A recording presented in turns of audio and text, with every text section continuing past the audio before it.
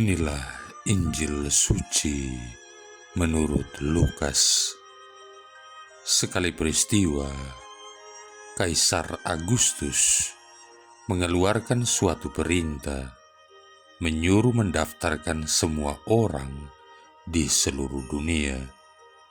Inilah pendaftaran yang pertama kali diadakan sewaktu Kirenius menjadi wali negeri di Syria. Maka pergilah semua orang mendaftarkan diri masing-masing ke kota asalnya. Demikian juga Yusuf, ia pergi dari kota Nazaret di Galilea ke Yudea, ke kota Daud yang bernama Betlehem, karena ia berasal dari keluarga dan keturunan Daud, supaya didaftarkan bersama-sama dengan Maria tunangannya yang sedang mengandung.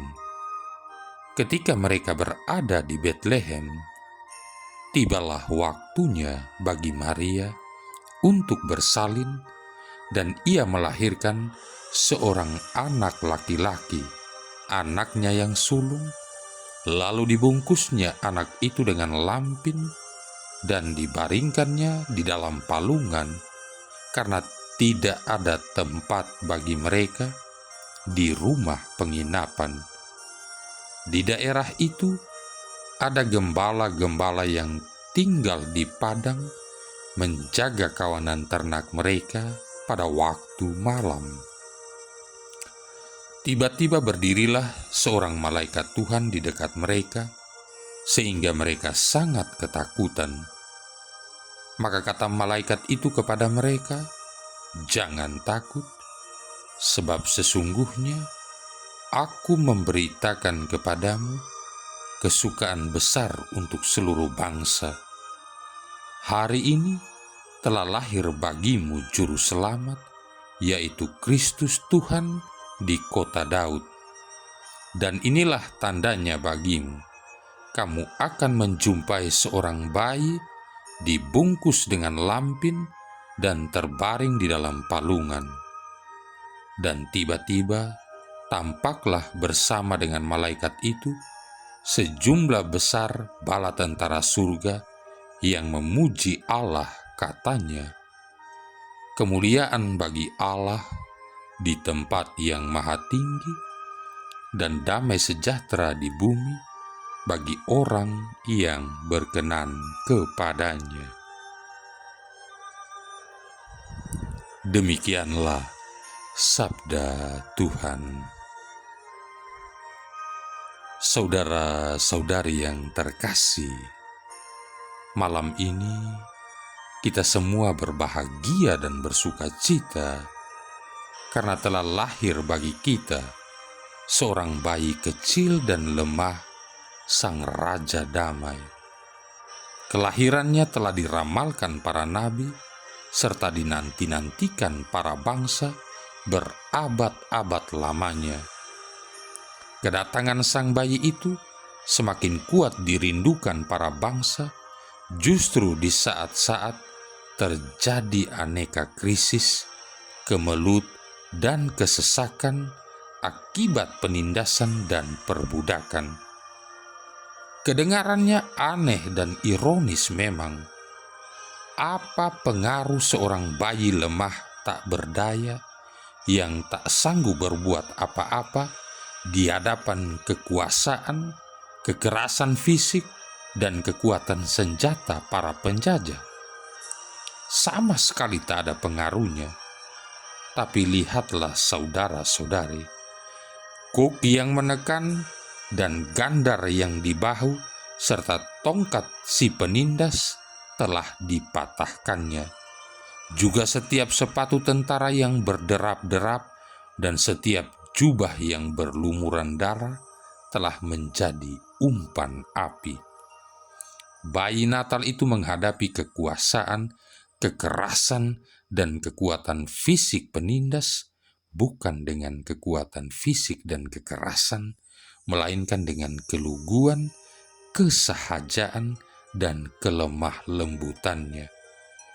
Bagaimanapun, kesahajaan, kehinaan dan kelemah lembutan sang bayi itu bukanlah pratanda ketidakberdayaannya, melainkan justru lambang kekuatan dan daya ilahinya yang mampu menghancur luluhkan segala kekuatan dan kuasa duniawi, termasuk dosa dan maut.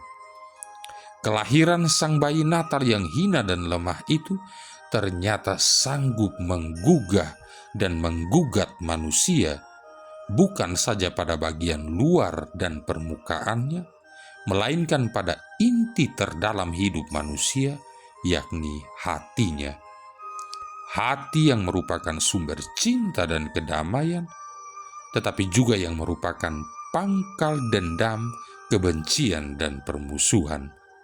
Dengan menjamah dan menyentuh lubuk-lubuk hati yang terdalam dan tersembunyi itu, semua manusia yang membuka dirinya bagi kelahiran dan kedatangan sang bayi Natal itu akan memperoleh cinta, kedamaian, kelegaan, kelepasan, dan sukacita sejati.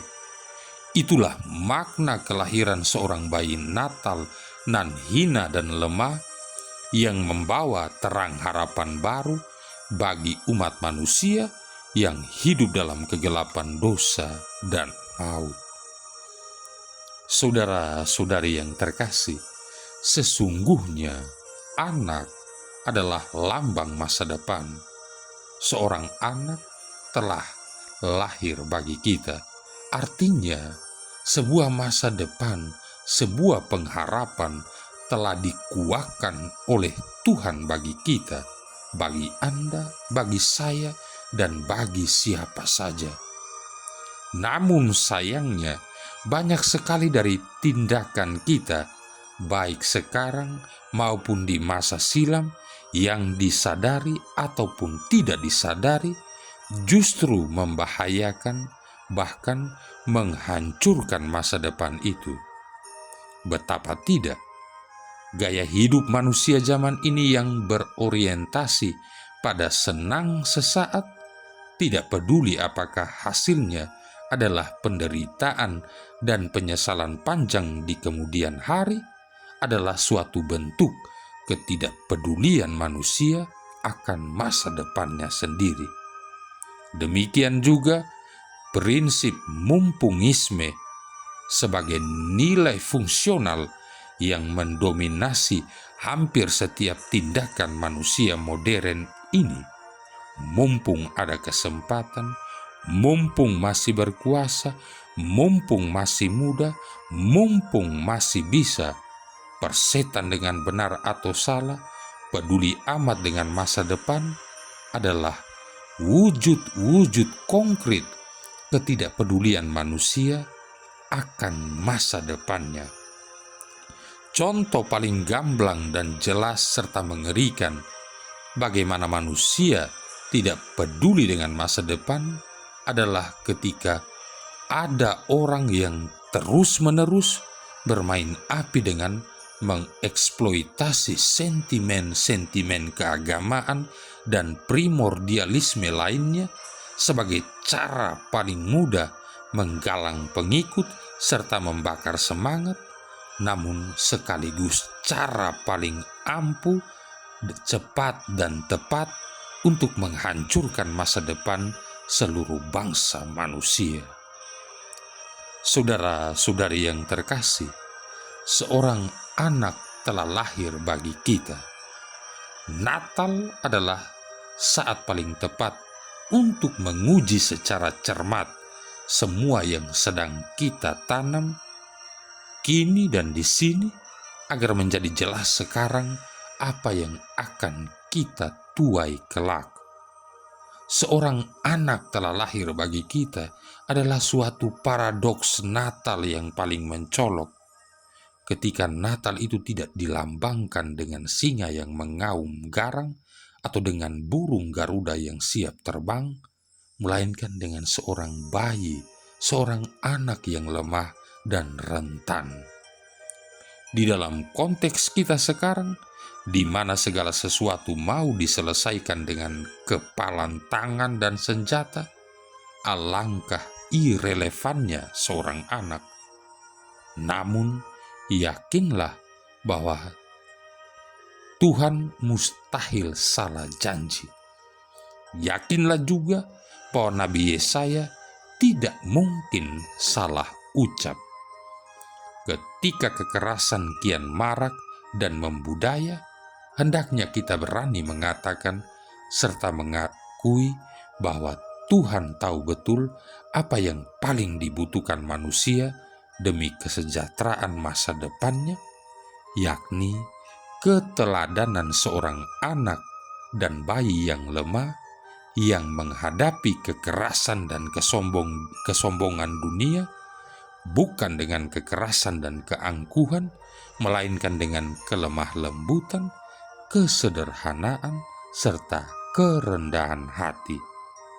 Hanya dengan itu, Natal sebagai saat penjelmaan Allah menjadi manusia, sanggup memulihkan kembali fitrah atau hakikat kita sebagai manusia, serta mampu menjadikan kita semua sebagai manusia sejati, sebagaimana Yesus Kristus sendiri. Salam damai Natal bagimu semua. Marilah berdoa. Allah dan Bapa kami, Engkau menjadikan malam yang amat kudus ini bermandikan sinar terang sejati. Semoga kami yang sudah mengakui misteri terang itu di dunia ini, kelak layak menikmati sukacitanya di surga, sebab Dialah Tuhan pengantara kami, yang bersama dengan Dikau dalam persatuan Roh Kudus hidup dan berkuasa, satu Allah sepanjang segala masa. Tuhan memberkati kita sekalian, Bapa, Putra, dan Roh Kudus.